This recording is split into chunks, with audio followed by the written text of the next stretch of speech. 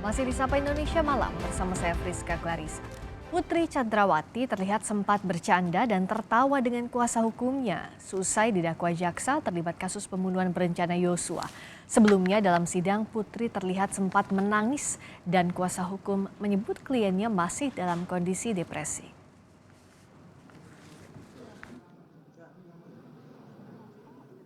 Terdakwa kasus pembunuhan berencana Brigadir Yosua, Putri Chandrawati terlihat sempat bercanda dan tertawa sambil menyentuh salah satu kuasa hukumnya.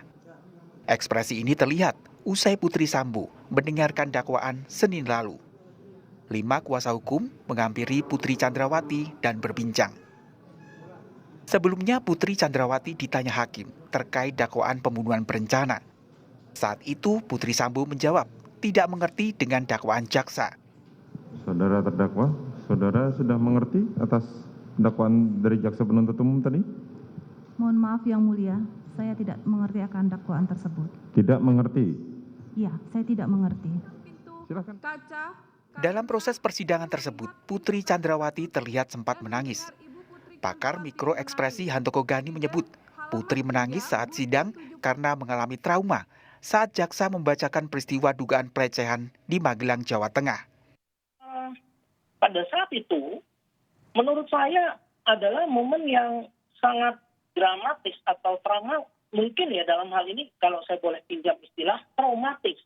Ya karena saya bilang saya nggak tahu nih ya spesifiknya. Hanya saja peristiwa itu sedemikian dalamnya sehingga menunjukkan nangis tadi. Menunjukkan itu momen yang sangat-sangat traumatis bagi beliau ketika harus mengulang lagi.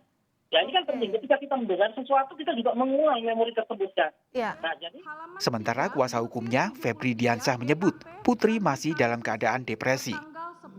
Jadi karena kondisi klien kami menurut asesmen psikiater dan juga tadi ada analisis forensik berada dalam keadaan depresi, kami juga membutuhkan akses untuk membawa psikiater ke rutan. Tentu kami akan mengikuti prosedur dan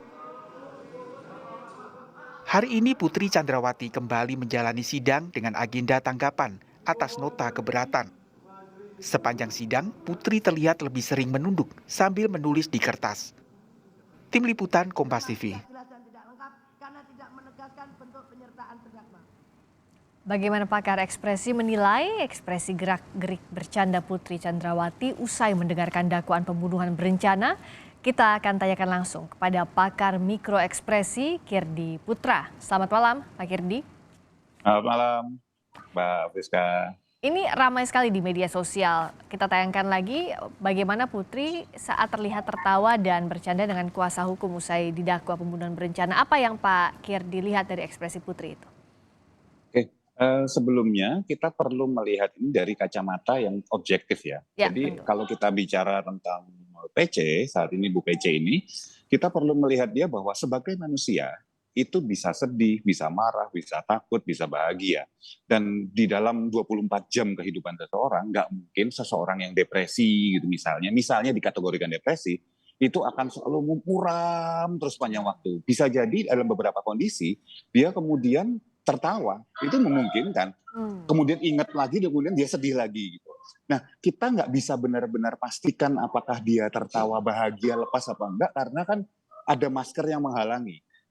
Akan jadi data dari langit kalau saya bilang bahwa dia tertawa lepas gitu ya. Data dari mana kan kondisi kayak gitu. Tetapi kalau kita asumsikan bahwa dia bercanda dan tertawa, sekali lagi kita asumsikan, ini bisa terjemahan bebas nih. Bisa terjemahan bahwa oh dia ternyata pura-pura. Oh dia ternyata saat ini depresi tapi sedang lupa tentang substansi yang dia membuat dia depresi. Ya. Bisa juga. Nah, kalau kita tarik tapi kita bandingkan dengan momen ketika dia menangis. Nah, apakah kemudian dia menangis karena trauma? Nggak ada yang bisa mengatakan secara gamblang apakah itu trauma atau tidak. Oh, karena gini, kenapa? logikanya sederhana. Yuk, ketika dakwaan dibicarakan dan diceritakan kondisi ketika step by step terjadi pelecehan dan lain sebagainya.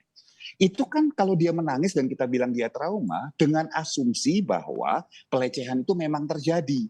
Bagaimana kalau sekali lagi kita buka ya objektif ya, Ya. gitu. Satu memang bisa terjadi, ini bisa. Oke, iya kita terima bahwa itu skenario yang memang terjadi. Tapi kedua, misalnya ada cerita yang dianggap nggak diterima deh, bahwa ada cerita lain yang belum terbuka nih, ya, bahwa berarti pelecehan itu tidak terjadi dan ada sebuah cerita yang masih ditutupi cerita tersebut. Maka menangisnya kenapa? Kan perlu kita telaah lebih jauh lagi.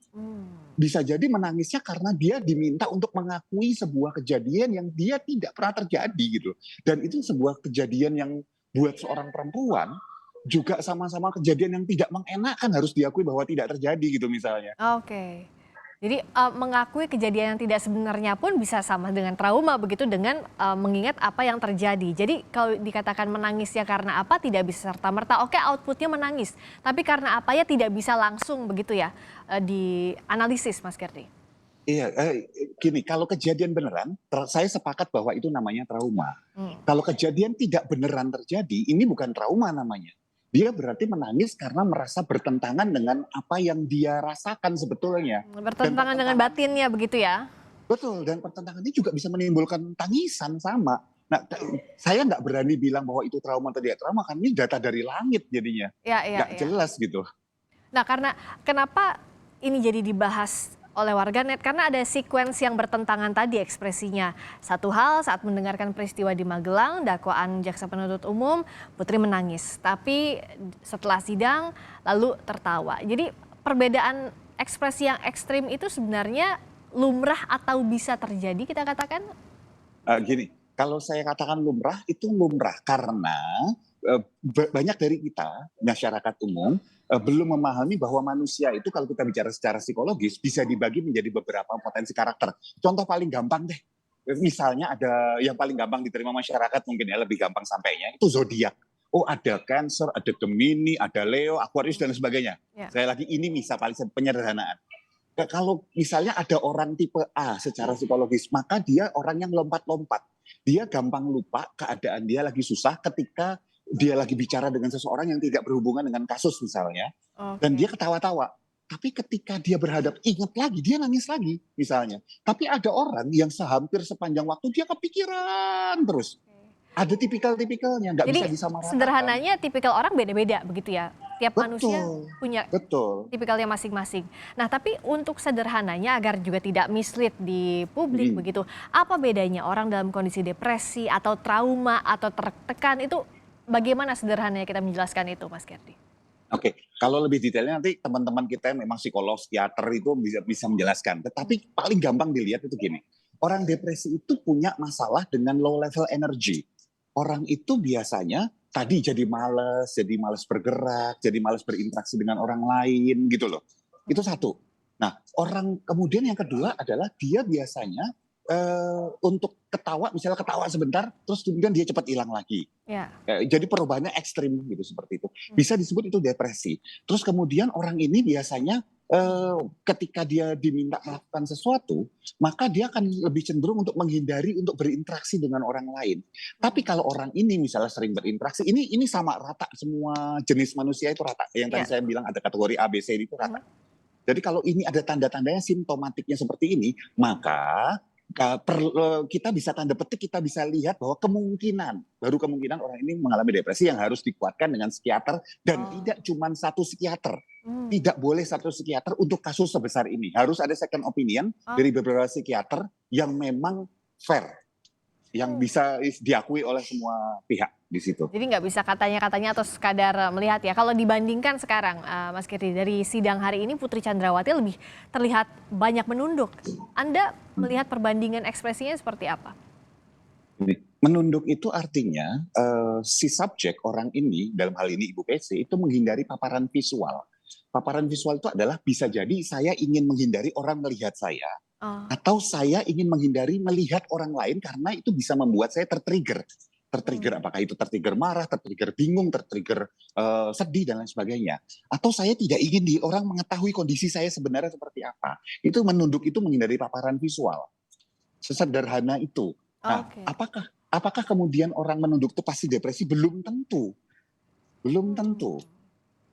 Jadi sekali lagi belum tentu itu depresi, tapi ada banyak hal, salah satunya menghindari tadi visual ya, kontak dengan orang lain. Paparan visual dari orang lain, betul. Baik, kita tunggu lagi, semakin banyak sidangnya tentu kita akan baca semakin banyak lagi ekspresinya, apalagi di sidang pembuktian nanti tentu akan lebih menarik. Tapi yang jelas tadi yang digarisbawahi tidak bisa serta-merta kita langsung bilang apakah ini kondisi depresi atau tidak, atau drama berpura-pura atau tidak, begitu ya. Jangan berasumsi intinya, begitu ya Mas Gerdi. Terima kasih. Ya bukan berarti orang itu kita nggak suka atau suka kemudian jadi harus objektif landasannya. objektif, ya betul. Ya, terima kasih Mas Gerdi Putra, pakar mikro ekspresi. Telah bergabung di Sapa Sama-sama, Mbak Indonesia Friska. Malam.